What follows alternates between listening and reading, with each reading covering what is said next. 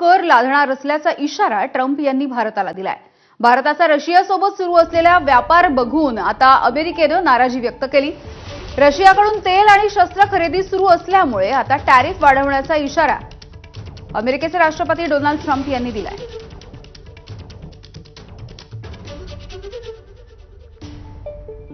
तर 25% टॅरिफ लादण्याचा इशारा देण्यात आलेला होता आणि गेल्या काही दिवसांपासून अशा पद्धतीचे इशारे ट्रम्प देत होते।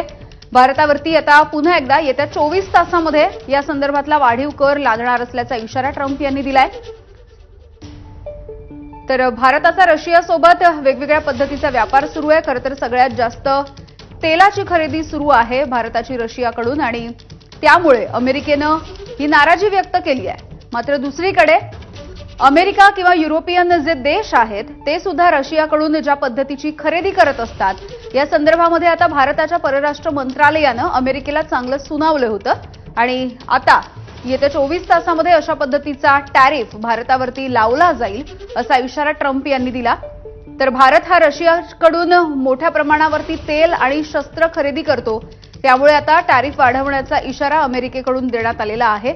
मात्र भारताच्या परराष्ट्र मंत्रालयाकडून सुद्धा या संदर्भात अमेरिकेला चोख प्रत्युत्तर देण्यात आलंय आणि अमेरिका सोबतच युरोपियन युनियन यांचा रशियासोबत असणाऱ्या व्यापाराच्या संदर्भामध्ये आता भारताच्या परराष्ट्र मंत्रालयानं पुरावे सुद्धा दिलेले आहेत।